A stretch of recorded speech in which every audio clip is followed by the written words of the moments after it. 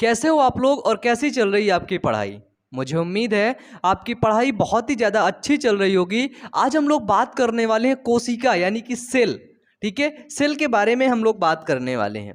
इसके पहले के लेक्चर में हमने आपको पढ़ाया था, थोड़ा सा याद करते, पिछले लेक्चर में चलते हैं, याद करते हैं। ठीक है, पिछले लेक्चर में मैंने आपको बताया था लवक के बारे में। बताया था नहीं सर? याद करिए एक बार। लवक, प्लास्टिड के बारे में बताया था ना। तो मेरा एक क्वेश्चन है। ठीक है, क्वेश्चन ये है सर, मैंने वहां पर एक आपको प्रोटीन लवक बताया था। एक ऐसा लवक होता है जो प्रोटीन का संग्रह करता है, उस लवक को क्या बोलते हैं? ठीक है, पहला क्वेश्चन। दूसरा क्वेश्चन ये है कि लवक कितने प्रकार का होता है? 2 प्रकार का, 4 प्रकार का, 6 प्रकार का, 3 प्रकार का? जवाब नीचे कमेंट बॉक्स में जल्दी से कमेंट बॉक्स ऑन कर लीजिए, तुरंत जवाब दीजिए, जल्दी से दीजिए, जल्दी जवाब दीजिए। तीसरा क्वेश्चन ये है कि लवक की खोज किसने की थी? बस फाइनली यही 3 क्वेश्चन थे। आज लवक के बाद अगला टॉपिक हमारा आता है तारक काय, केंद्रक काय, हम लोगों ने देख लिया था। अगला टॉपिक आता है हमारा केंद्रक। ठीक है, लवक के बाद अगला टॉपिक आता है हमारा एनसीईआरटी का टॉपिक है भाई। बुक देख देख करके मैं पढ़ाता हूं, ठीक है, ताकि मैं ज्यादा तुम्हारे सिलेबस से इधर उधर मत भटकूं। नहीं तो पढ़ाने को ना मेरे पास इतनी मोटी बुक रखी हुई है, कहाँ चली गई? वो उधर रखी है। इतनी मोटी बुक रखी, पढ़ाते पढ़ाते ना सालों गुजर जाएंगे। ठीक है, इसलिए एनसीईआरटी में है बात करके, किसकी बात करेंगे? न्यूक्लियस की। न्यूक्लियस।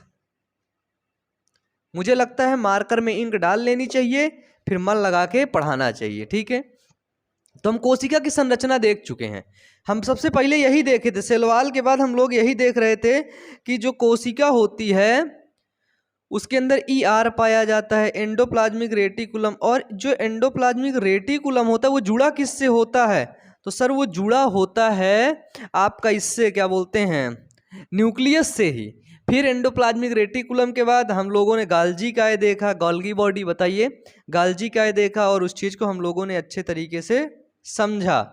मैंने आप लोगों को बिल्कुल दिल से उस टॉपिक को समझाया। बताइए, बताइए, दिल से ना समझाया हूं तो बता देना भाई, है ना, दिल में मत रखना, है ना, कि फिर बताओ कि दिल कह रहा है तुम तो पढ़ के देखो, देखो ना जरा। मैं गाना बनाता रहता हूँ ना इस तरह, तो ढेर सारे गाने मेरे भिड़ जाते हैं। चलिए न्यूक्लियस की बात करते हैं।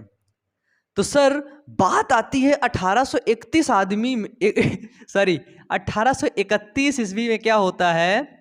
एक रॉबर्ट नाम के व्यक्ति का जन्म होता है। ठीक है, पूरा नाम यदि उनका देखा जाए, सबसे पहले आप मुझे बताइए कोशिका की खोज किसने की थी? ये सेल है, इसकी खोज किसने की थी? बताइए। तो आप लोग बताएंगे कि सर सेल की खोज, बताइए पता है कि नहीं, कि मैं ही बताने लगूं अपने मन से? हैं, बताओ जल्दी से, नीचे कमेंट कर दिया करो यार, तुम लोग कमेंट करने में शर्माते हो। बताओ, ऐसे कब तक चलेगा? ये देखो, ठीक है, कोशिका की खोज, ठीक है, 1665, मैंने कमेंट पढ़ लिया। 1665 में सर रॉबर्ट हुक ने किया था। किसने? Robert Hooke. आपको बता दें जो केंद्रक होता है, केंद्रक किस कलर का होता है? तो भूरा रंग का होता है। तो कोशिका की खोज किसने, केंद्रक की खोज किसने कर दी? याद रखना हमेशा, रॉबर्ट ब्राउन। ठीक है, रॉबर्ट ब्राउन जी एक वैज्ञानिक थे, और इन्होंने क्या किया? तो इन्होंने कोशिका के केंद्रक की खोज कर दी।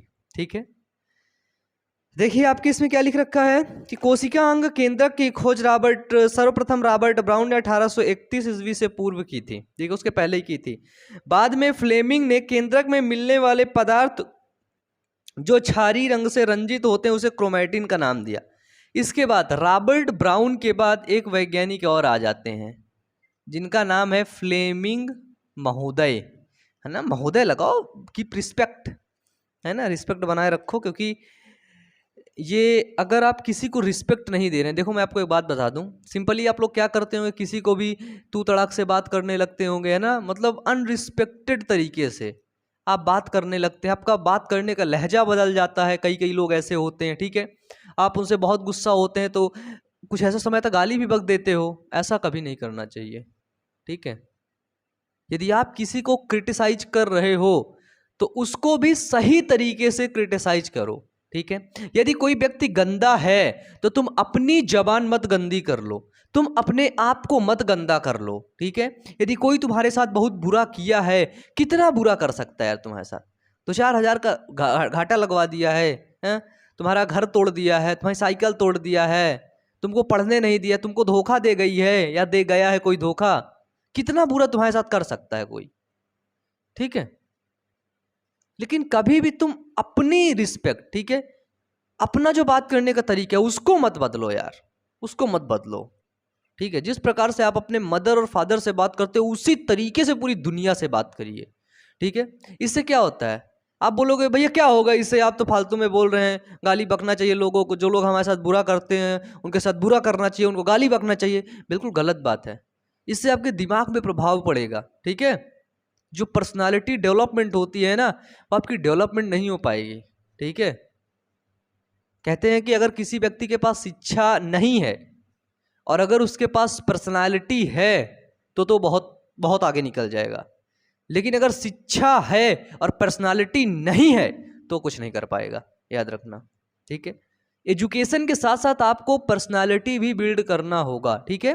उसके लिए मैं आपको सिखाता रहता हूं, एक हमारा चैनल है बायो अमन मोटिवेशन, उस चैनल पर मैं बहुत ढेर सारे वीडियोस आपको देता रहता हूं, ठीक है। तो इस तरह मतलब कि मैं आपको बता दूं, कभी भी किसी भी व्यक्ति को क्रिटिसाइज करना हो तो उसको भी सही तरीके से करो, है ना। किसी को भी मतलब अपने मुंह से किसी को बुरा कहो ही ना भाई। यदि तुम किसी को बुरा कह रहे हो तो अपने अंदर झांक करके देखो क्या तुम अच्छे हो। यदि तुम 100% अच्छे हो तब तुम किसी को कह सकते हो, और 100% अच्छा कोई नहीं हो सकता, ये गारंटी है, ये गारंटी है सर, मैं गारंटी लेता हूं, अमन गारंटी ले रहा है, ठीक है। तो सर एक वैज्ञानिक आते हैं जिनका नाम होता है फ्लेमिंग, ठीक है। इसके अंदर हमको कुछ ऐसी संरचना देखने को मिलती है, ठीक है। तो सर फ्लेमिंग वैज्ञानिक क्या करते हैं कि क्षारीय रंग से रंजित, इसमें वो डालते हैं, फ्लेमिंग वैज्ञानिक इसमें क्षारीय रंग डालते हैं, ठीक है। क्या डालते हैं, इसमें क्षारीय रंग डालते हैं, है ना। क्षारीय रंग से इसको क्या करते हैं, इसको रंजित करते हैं, मतलब एक कलर आता है जो इन सब चीजों को पहचानने के लिए, तो विशेष कलर का पिगमेंट आप डालेंगे तो विशेष कलर में दिखने लग जाएगा, ठीक है। तो क्षारीय रंग से रंजित करने के लिए, क्षारीय रंग से रंजित क्या है भाई, क्षारीय रंग से रंजित होने वाले को, रंजित होने वाले को फ्लेमिंग ने क्रोमेटिन का नाम दिया, ठीक है। इंग्लिश से लिख लेना, क्रोमेटिन, क्रोमेटिन का नाम दिया, ठीक है। क्रोमेटिन का नाम दिया, कौन दिया, फ्लेमिंग। मतलब कि इसमें क्षारीय रंग को डाला गया, ठीक है। क्षारीय रंग को जब, ये बीच वाला सर है, ये है केंद्रक, ठीक है, यही है न्यूक्लियस, केंद्रक, ठीक है। जब इसके अंदर डाला गया तो इसके अंदर देखा गया क्या, तो ये देखा गया कि इसके अंदर कुछ मतलब लकड़ी नुमा संरचना, बिल्कुल सीधे रॉड टाइप में कुछ स्ट्रक्चर देखने को मिलते हैं, और उसी स्ट्रक्चर को फ्लेमिंग ने क्रोमेटिन का नाम दिया। किसका नाम दिया सर, क्रोमेटिन का। अगर इनकी संख्या देखी जाए, ठीक है, अगर आप इसमें लिख सकते हैं, देखिए ये सभी जो मैं बोल रहा हूं ये सभी पॉइंट है। एक कोशिका में यदि केंद्रक की संख्या देखी जाए तो लगभग एक ही केंद्रक मिलता है, लेकिन कभी कभी परिवर्तित होता रहता है, ठीक है। कभी कभी कोशिकाओं के अंदर परिवर्तित होता रहता है, 1 से 2 भी केंद्रक पाया जा सकता है, ठीक है।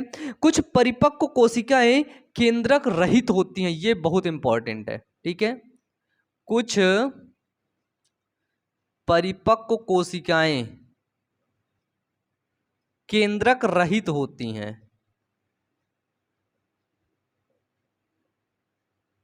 सर समझ लो ये एक प्रकार का ब्रेन होता है, मस्तिष्क होता है, नियंत्रण कक्ष होता है, कोशिका का कंट्रोलर होता है ये, ठीक है, कंट्रोलर याद रखना, कंट्रोलर होता है, सेल का कंट्रोलर, पूरे को कंट्रोल करता है, ठीक है।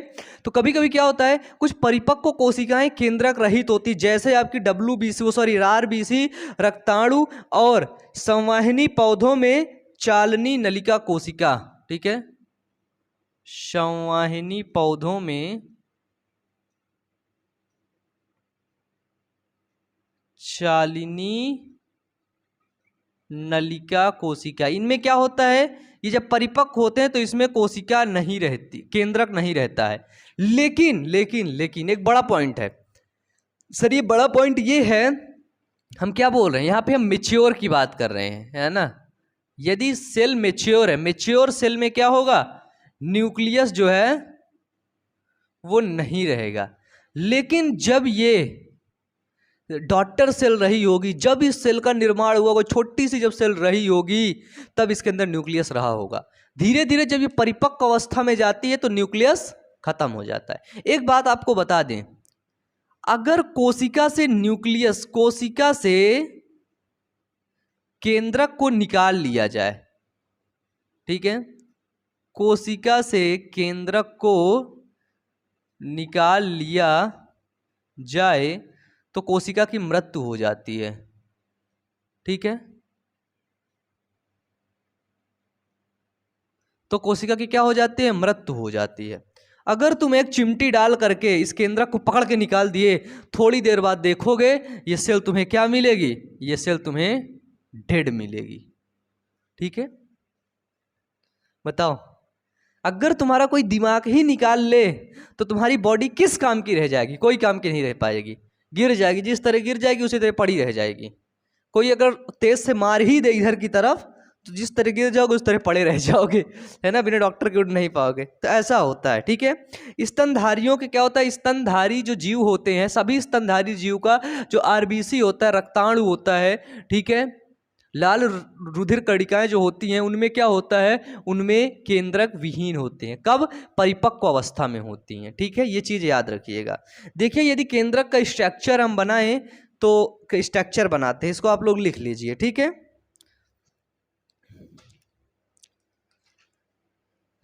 लिख लिए, बताइए, इसको लिख लीजिए, फिर हम लोग देखते हैं इसके आगे। चलो मिटाता हूं मैं,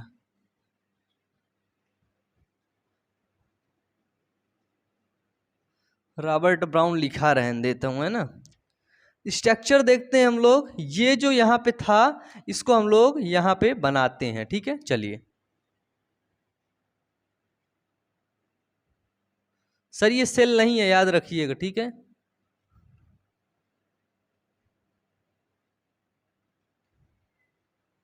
ये देखो,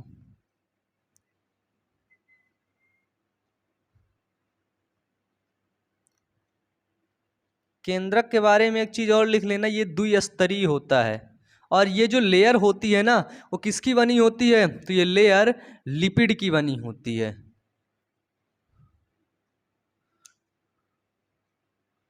ठीक है ना।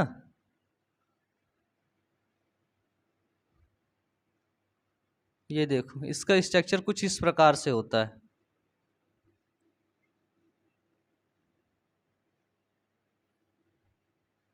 सिंपली। ये है हमारा न्यूक्लियस, केंद्रक, ये वाला चीज है, ठीक है भाई, ये वाला। देखो, इसके ऊपर एक क्या है, सब में होती है आउटर मेम्ब्रेन। इसके बाद इसके अंदर क्या है, तो सर ये वाली मेम्ब्रेन है इनर मेम्ब्रेन, ठीक है, ठीक है। बताइए, कोई दिक्कत है। ये चीजें क्या हैं, ये है हमारी न्यूक्लियर एनवेलप, ठीक है, मतलब केंद्रक झिल्ली है भाई। ये क्या है सर, केंद्रक झिल्ली। तो हमें पता चल गया कि जो केंद्रक होता है, ठीक है। जो न्यूक्लियस होता है वो द्विस्तरीय होता है, उसमें 2 स्तर होते हैं। स्तर मतलब 2 झिल्लियां होती हैं, और इसकी जो झिल्लियां किसकी बनी होती हैं, तो वो लिपिड की बनी होती हैं, ये याद रखिएगा। ठीक है, झिल्ली, ओ सॉरी लाइपोप्रोटीन। अगर पूछे न्यूक्लियर मेम्ब्रेन, गलत बोल दिया मैं, मेड बाई, तो सर वो होता है लाइपोप्रोटीन। लिख लो हिंदी से, लाइपोप्रोटीन, लिपिड नहीं भाई, है ना, लाइपोप्रोटीन की बनी होती हैं। एक चीज यहां पर और दिखता है, पेरी न्यूक्लियर स्पेस, इसके बीच में देखो कुछ जगह दिख रही है। ठीक है, कुछ खाली जगह दिख रहा है, सभी में दिख रहा है, ये देखिए ये देखिए ये देखिए, है ना, सभी में कुछ ना कुछ खाली जगह दिख रहा है। इसको परिकेंद्रकी अवकाश बोलते हैं। क्या बोलते हैं इसको? परिकेंद्रकी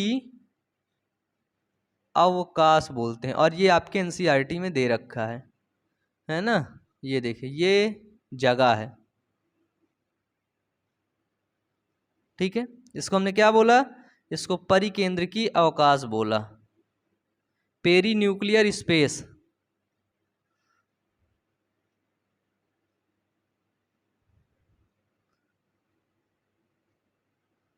अच्छा ये बताओ, नीचे कमेंट बॉक्स में अभी आप लोग सभी लोग कमेंट करके बताएंगे कि जैसे मैं पढ़ा रहा हूं समझ में आ रहा है कि नहीं, आपको पहले ये डाउट क्लियर करो। ठीक है, क्योंकि तुम लोग बुक खोल के देखते नहीं होगे, मुझे कन्फर्म है। ठीक है, इसके अंदर जो पाया जाता है वो होता है केंद्रक द्रव्य, जिसको बोलते हैं न्यूक्लियो प्लाज्म। लिख लो हिंदी में, केंद्रक द्रव्य।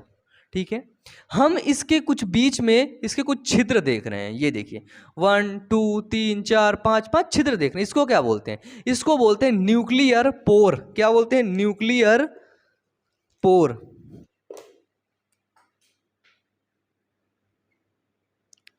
न्यूक्लियर पोर, पोर मतलब छिद्र। किसका छिद्र? केंद्रक का छिद्र। हिंदी में क्या बोलेंगे? हिंदी में बोलेंगे सर केंद्रक छिद्र। ठीक है, ये देख लिया।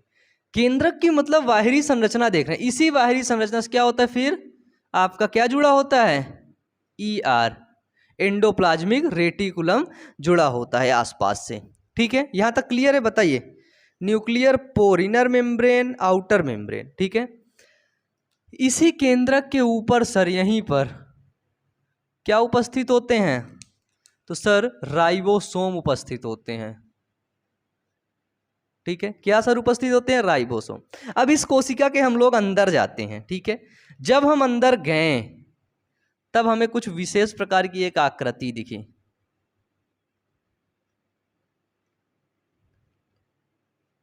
ये देखिए, ये हमको एक विशेष प्रकार की आकृति दिखी और हमको कुछ ऐसे ऐसे संरचनाएं दिखी।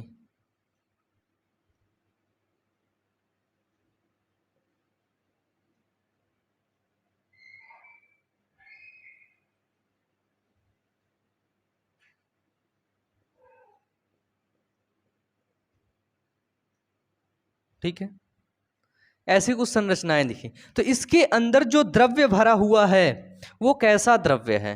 तो वो जो द्रव्य है उस द्रव्य को हम लोग बोलते हैं केंद्रक द्रव्य। लेकिन केंद्रक द्रव्य और कोशिका द्रव्य क्या होते हैं? अलग अलग होते हैं, क्योंकि उनके पास एक झिल्ली भरी होती है। ठीक है, ये जो बीच में ये एक ब्लैक कलर की संरचना दिखी सर, ये कुछ समझ नहीं आ रही, ये क्या है? तो सर ये जो है इसको बोलते हैं केंद्रिका। ठीक है, केंद्रक को कंट्रोल करने वाली भी एक इसके अंदर पाई जाती है, जिसको बोलते हैं केंद्रिका, इंग्लिश में बोलते हैं न्यूक्लियोलस। ठीक है, क्या बोलते हैं सर? न्यूक्लियोलस। न्यूक्लियोलस, केंद्रिका बोलते हैं इसको। ठीक है, इसके अंदर एक केंद्रिका पाई जाती है, और भी हमें कुछ पदार्थ दिख रहा है। क्या दिख रहा है ना? क्षारीय विलयन डाल करके फ्लेमिंग ने पता किया था। अभी क्या पता किया था? भूरे रंग का है केंद्रक, तो पता हो गया था। केंद्रक फिर क्षारीय विलयन डाला, है ना, उसको क्या किया? रंजित किया, अभिरंजित किया, अभिरंजित करने के बाद कुछ उसे दंडनुमा संरचनाएं दिखी, उस संरचना को क्या बोला? तो वो बोला क्रोमैटिन। ठीक है सर, उस संरचना को फ्लेमिंग क्या बोलता है? तो वो बोलता है क्रोमैटिन। और यही क्रोमैटिन क्या होता है? तो ये आनुवांशिक पदार्थ होता है।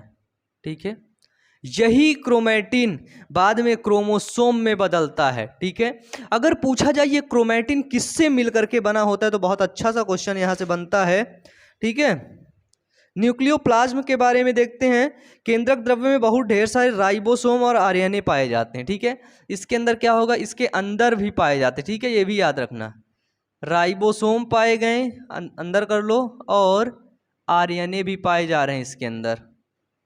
ठीक है, और क्या है केंद्रक द्रव्य के बारे में? क्रोमैटिन बने होते हैं। यही क्रोमैटिन क्या करते हैं? ये chromatin DNA plus histone protein से मिलकर के बने होते हैं। ठीक है, हिस्टोन प्रोटीन प्लस आरएनए भी होता है इनके पास। ठीक है, histone RNA, DNA, histone protein और आरएनए से मिलकर के बने होते हैं। कौन? तो ये क्रोमैटिन। और यही क्रोमैटिन आगे चल करके, आगे मतलब एक इसमें से अवस्था आती है, विभाजन की अवस्था। जब सेल क्या करेगी?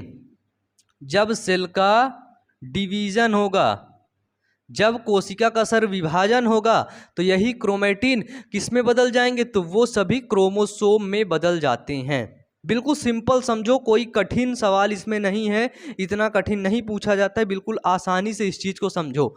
यही जो हमारे पास क्रोमैटिन होता है, ठीक है, समझने वाली बात समझना, यही क्रोमैटिन क्रोमोसोम में बदल जाता है। क्रोमोसोम की संरचना ऐसी होती है। ठीक है, और यही क्रोमोसोम को समझो, यही क्रोमोसोम को छोटा सा तुम काटोगे तो ये बनेगा डीएनए। क्या बनेगा सर? क्रोमैटिन से क्या बनता है?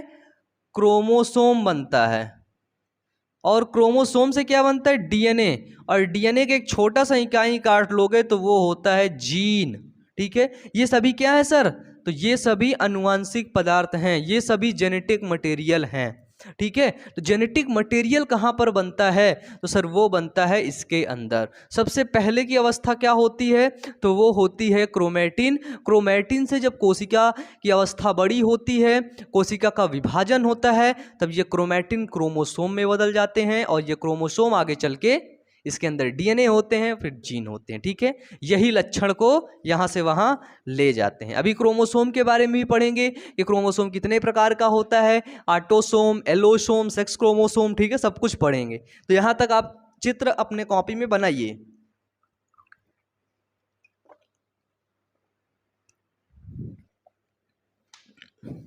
ठीक है, मुझे उम्मीद है आप लोग इस चित्र को बना लिए होंगे। पता है आज मैं सब्जी और पूड़ी खा रहा था शाम को, अभी मैंने ही बनाया। अभी तो टाइम हो गया, 1 बजने वाले हैं, नहीं हाँ 12:40 हो रहे हैं। अभी मैंने बनाया खाना, तो यार वो सब्जी इतना गर्म थी, इतना गर्म थी कि मेरे ऊपर चपक गई। और ऊपर जब चपकी तो एक लेयर होती ना ऊपर की, वो निकल आई। दर्द कर रहा है मेरे, बार बार टंग जो है ना, जीभ जो है ना, वो उसी में जा जा करके घुस रही है। तो कोशिका की अवस्था और विभाजन के बाद क्रोमैटिन जो होता है वो क्रोमोसोम यानी कि गुणसूत्र में बदल जाता है, ये याद रखिएगा। ठीक है,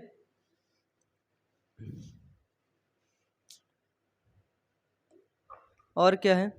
केंद्रिका झिल्ली रहित संरचना होती है। हाँ, केंद्रिका के बारे में जान लीजिए। ये जो होती है इसमें कोई भी झिल्ली नहीं होती है। लिखना चाहें तो आप लोग इसमें लिख लीजिएगा कि ये झिल्ली रहित संरचना होती, इसमें कोई झिल्ली नहीं होती है। यानी कि जो केंद्रिका होती है वो केंद्रक द्रव्य से बहुत हद तक केंद्रक द्रव्य के सतत संपर्क में रहती है ना, मतलब लगातार संपर्क में रहती है। कौन? तो वो होती है केंद्रिका न्यूक्लियोलस। न्यूक्लियोलस केंद्रिका केंद्रक के सतत संपर्क में रहती है। अब देखता हूं मेरी नोट्स में इसके बारे में क्या लिखा है, उसके बारे में देख लेते हैं। केंद्रिका, सर एक चीज बाती है, केंद्रिका की खोज किसने की थी? तो 1781 ईस्वी में लिख लेना, 1781 ईस्वी में फोंटाना नामक वैज्ञानिक ने किया था। ठीक है, अगर तुमसे पूछा जाए कि ये जो न्यूक्लियोलस है सर, ये जो केंद्रिका है, कोशिका के अंदर जो केंद्रिका पाई जाती है, इसकी खोज किसने किया था? तो 1781 ईस्वी में फोंटाना नामक वैज्ञानिक ने इस केंद्रिका की खोज किए थे। ठीक है, केंद्रिका के बारे में क्या बताया? ये एक या एक से अधिक पाई जाती है। ठीक है, केंद्रिका का निर्माण गुणसूत्र के द्वारा होता है। अगर पूछें कि केंद्रिका का निर्माण कैसे होता है, तो केंद्रिका का निर्माण गुणसूत्र के द्वारा होता है। ये कोशिका में एक या एक से अधिक पाई जाती है। लिखना चाहें तो लिख लीजिए कि प्याज में केंद्रक में 4 केंद्रिकाएं होती हैं, है ना। जो प्याज का केंद्रक होता है, प्याज की सेल होती है, उसके अंदर 4 केंद्रिकाएं होती हैं। डेली खाते हो, याद रखना, लिख लो इसमें। ठीक है, एक चीज और लिख लो, केंद्रिका में 85% प्रोटीन, 10% आरएनए और 5% डीएनए से मिलकर के बना होता है ना। ये जो होती है वो 85% प्रोटीन और 15% आरएनए व 5% डीएनए से मिलकर के बना होता है। पूरा बोर्ड अब भर रहा है धीरे धीरे, है ना। डीएनए से मिलकर के बना होता है। केंद्रिका के चारों ओर कोई भी कला नहीं होती है, ये चीज समझ लो। ठीक है, जो क्रोमैटिन होते हैं वही आगे जा कर के मोटे होते हैं, आपस में चिपक जाते हैं, उसको बोलते हैं क्रोमोसोम गुणसूत्र। ठीक है, केंद्रक का सबसे महत्वपूर्ण भाग क्रोमैटिन होता है। यह एक न्यूक्लियो प्रोटीन होता है जो न्यूक्लिक एसिड और क्षारीय प्रोटीन के मिश्रण से बनता है। ये क्रोमैटिन अगर पूछे किससे बनता है, ठीक है, डीएनए और हिस्टोन प्रोटीन तो इसके अंदर रहता है। ये सर न्यूक्लियो प्रोटीन और क्षारीय न्यूक्लियो प्रोटीन है। ठीक है, क्रोमैटिन एक न्यूक्लियो प्रोटीन होता है। हाँ, ये देखिए, यहां से एक चीज और मिल गई हमको। क्रोमैटिन एक प्रकार का न्यूक्लियो प्रोटीन होता है। ठीक है, और क्षारीय न्यूक्लियो प्रोटीन है जो न्यूक्लिक एसिड और क्षारीय प्रोटीन के मिश्रण से बनता है। न्यूक्लिक एसिड, इसके अंदर हिस्टोन का बहुत बड़ा जिक्र है। हिस्टोन प्रोटीन, ये याद रखना, यही बोल रहा है, जो इसमें लिखा है वो यही बोल रहा है। ये मेरी बहुत पुरानी किताब है, जब मैं 11वीं में पढ़ता तो मेरे को मिल गई थी। देख लो कितने कलर से लिख रखा हूँ मैं इसको, सजा सजा के। बायोलॉजी से सच में बहुत प्यार करता था मैं। इतना प्यार किसी लड़की से किया होता तो सोचो क्या ना क्या हुआ होता मेरा, है ना। केंद्रक का महत्व हेडिंग डाल के अगर आप लिखना चाहें तो लिख सकते हैं। जान लीजिए, सुन लीजिए कि केंद्रक का सबसे महत्वपूर्ण कार्य जीवों में पौत्रिक लक्षणों को उनके संतानों में भेजना होता है। जीवों के जो अनुवांशिक लक्षण होते हैं वो संतानों में भेजना होता है, उनका प्रमुख कार्य होता है केंद्रक का। ठीक है, जैसे मेरे जो लक्षण है, मेरे मदर और फादर से मिले, उनके लक्षण उनके मदर फादर से ऐसे करके मिलते मिलते आ गए। इस तरह भैया आपके साथ भी हुआ है, मेरे साथ ही नहीं हुआ है, उस कुत्ते के साथ भी हुआ है, उस बिल्ली के साथ भी हुआ है, उस शेर के साथ भी हुआ है, सबके साथ ऐसे होता है, सजीवों के साथ। ठीक है, यह कोशिका में होने वाली सभी प्रकार की क्रियाओं का नियंत्रण करता है, कंट्रोल करता है। ठीक है, कोशिका में कहाँ क्या चल रहा है, यदि आप केंद्रक के अंदर पहुंच गए तो सब पता कर लोगे। ठीक है, केंद्रक ऐसी कुर्सी है जो पूरे कोशिका का भ्रमण करवा देगी, वहां सब कैमरे लगे होते हैं। ठीक है, गाल्जी बॉडी कैसे काम कर रहा है, राइबोसोम कैसे काम कर रहा है, सब कुछ होता है वहां पे, सब डाटा रखा होता है। ठीक है, इसके बाद केंद्रक कोशिका में बहुत ही सहायक है। कोशिका में केंद्रक ना हो तो कोशिका की मृत्यु हो सकती है। ठीक है, अगर कोशिका के अंदर केंद्रक नहीं है तो कोशिका की मृत्यु हो सकती है। कोशिका से अगर तुम केंद्रक हटा ले तो सर कोशिका की मौत भी हो सकती है, कोशिका मर भी सकती है। ठीक है, चलिए अब फाइनली क्या टॉपिक आया, नया टॉपिक हमारा आता है अब गुणसूत्र। अब ये है, पढ़ा दूं आज ही क्या इसको मैं, लेकिन ये थोड़ा सा गुणसूत्र है। मैं ये सोच रहा हूँ कि 12th का ठीक है, लेकिन गुणसूत्र क्रोमोसोम के बारे में आप लोग डिटेल से पढ़ लीजिएगा यहाँ पे, है ना। मुझे ये लगता है क्योंकि क्रोमोसोम की क्लास कम से कम 40 मिनट तो हो ही जाएगा। ठीक है, तो या तो हम ऐसा करते हैं इस क्रोमोसोम को, और क्रोमोसोम के बाद एक एनसीईआरटी का टॉपिक और बचता है जिसको माइक्रोबॉडी बोलते हैं, जिसको सूक्ष्मकाय बोलते हैं। तो मेरे हिसाब से आप लोग बता दीजिए, नीचे सजेस्ट कर दीजिए कमेंट बॉक्स में कि ये क्रोमोसोम को और माइक्रोबॉडी को हम लोग नेक्स्ट क्लास में डिस्कस कर लेंगे। बताइए कैसा रहेगा, अगर आज की क्लास हम लोग यहीं तक रखें तो आपका मुश्किल से एक पेज भरा होगा, एक पेज भरा होगा, लेकिन इतना मुझे यकीन है कि अगर तुम इतना अच्छे तरीके से पढ़े हो तो सारी चीज़ें तुम्हें क्लियर कट समझ आई होंगी। इतना मुझे समझ लो 100% यकीन है अपने पढ़ाने पर, अपने समझाने पर। और मैं कैसे समझाता हूँ और मेरे अंदर क्या कमियाँ हैं वो नीचे कमेंट बॉक्स में कमेंट करके बताइएगा। तो ठीक है, आज के लिए यहीं तक। पढ़ते रहिए, मेहनत करते रहिए। किसी भी प्रकार की दिक्कत के लिए तुरंत कमेंट करिएगा, ठीक है, क्योंकि हमें बदला नहीं बदलाव चाहिए। मिलते हैं नेक्स्ट वीडियो में। Wish you all the best. Thank you.